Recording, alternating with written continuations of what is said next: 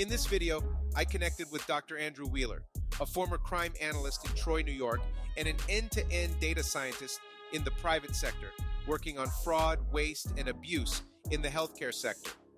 He holds a PhD in criminal justice. I asked him to give me his list of top crime analysts that we should all listen to, and this is what he said. Currently, I'm a data scientist in the private sector, working with healthcare claims on fraud, waste, and abuse. Got my PhD up at Albany, New York, and while I was doing that, a PhD in criminal justice, while I was doing that, I worked as a crime analyst at Troy, New York. So my particular list will be a mix of individuals, essentially all in the policing space or in the criminal justice space. A lot of them, they're producing content online. A lot of these folks that you will go and meet at the IACA conference or other crime analysis adjacent conferences and things like that. So that's the main thing. Like, these are folks who are putting out content, and I think it's good learning material for people to pay attention to. So in no particular order, Jerry Ratcliffe is one. Jerry is a professor at Temple University, well known for GIS crime analysis. He has a book, Intelligence-Led Policing. But I really enjoy his Reducing Crime podcast, and I think that that's worth a listen to. It both has mostly high-ranking individuals in policing that are doing like really important evidence-based work. And so a lot of the stuff we do as crime analysts is just like knowing that we see or hear this good idea and bringing it to our command staff basically, and being like, hey, let's do that. And so Reducing Crime podcast is great exposure to see what other individuals are doing. Next up is Renee Mitchell. So Renee is the head of the American Society of Evidence-Based Policing. She was a former officer, and so now she works as I'll probably get people's titles wrong, but I think she's a data scientist for Axon. The American Society of Evidence-Based Policing is a group that Renee started to really advance different evidence-based practices, and it's a group of like-minded police officers. If you're non-sworn, you can totally be in that group. I think it's a great group to pay attention to, go to their meetings, and be involved in individuals who, even if their titles aren't crime analysis is integral to being evidence-based. The next one I think folks should be paying attention to is Scott Morgos, and I think Scott's current position is Deputy Chief at the Salt Lake City Police Department. Scott's getting his PhD out at Salt Lake. He's putting out really great academic research all the time. A lot of it more recently is focused on hiring trends, as well as looking at outcome analyses for different crime analysis prevention programs. Another one, we're talking about ChatGPT a little bit. A great web blog to follow is Andreas. I'm gonna butcher his last name, Bertucca.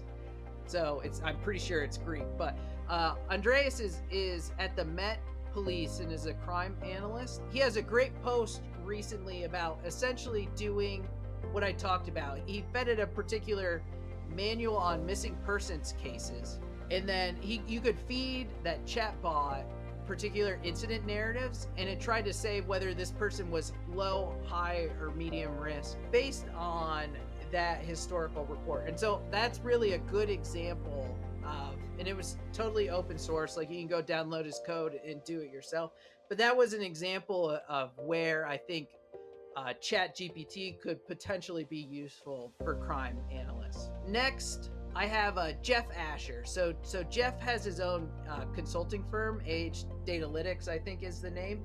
But the main thing, Jeff is putting out all this great news articles on overall crime trends, often in like well-known, he does stuff in the Times. I think he had an article in the Atlantic on homicide trends recently.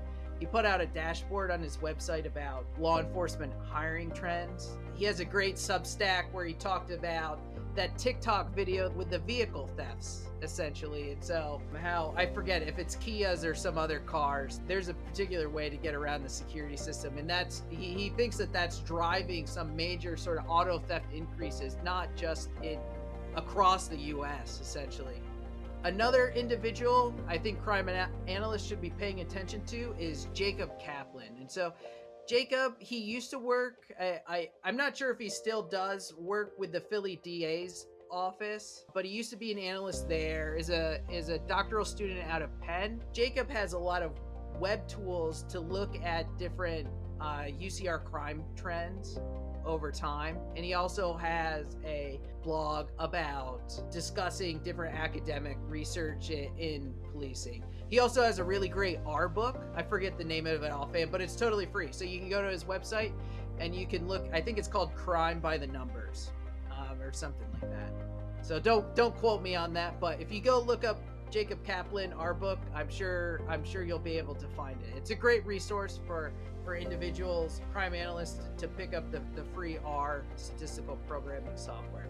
Next individual is one of my friends. He works with me now. We do academic projects together as well. Gio Circo.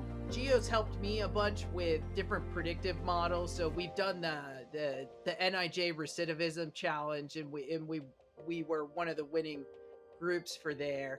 He also has a web blog. He works, like I said, he works with me now, and some of his recent work is doing what's called anomaly detection in fraud, essentially for healthcare claims. I know within IACA, it's not just public sector crime analysts. We also have folks in the private sector too. So I think it has a lot of applicable potential in the private sector as well, some of the stuff that he's putting out.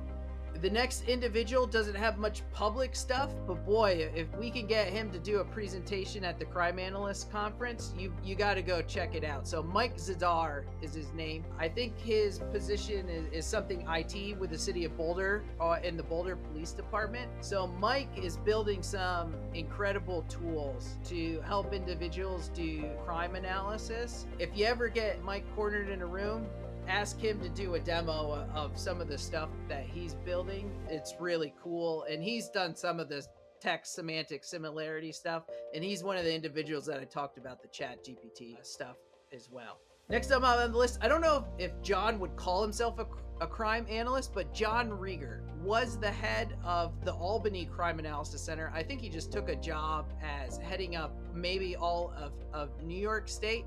I really have great things to say about the New York State Division of Criminal Justice Services. Like I said, had those particular grants. I think they're called GIVE grants now, gun violence intervention or something along that nature. It used to be called Impact maybe when I did it, but essentially upstate New York has all of these different crime analysis centers that don't just serve a particular local police department. They'll also serve all the different agencies in the county. So the Albany Crime Analysis Center basically helps out not just Albany PD, but all the different neighboring jurisdictions. And so it's a very like fusion center type setup, and I think it's really great. And I think John runs a really great tight ship at the Albany Crime Analysis Center. And so if you ever see him give a talk about the work that he's done there and how he runs the show, I think it's a really great great way to organize a fusion center and how to bring real value to the different police departments. And I think it's really great because it helps the smaller departments too. So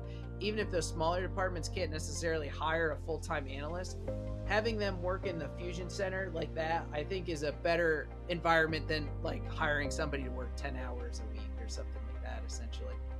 And then the last person I think crime analysts should be paying attention to is Chris Delaney. So Chris comes to all of our different IACA conferences, and he's one of the main people working on the crime analysis tools for ESRI. Being familiar with the tools that he's putting out is a great way to not only bring value to your organization, but to know what some of the more contemporary things that crime analysts can do for the police departments is. So he's a person to pay attention to.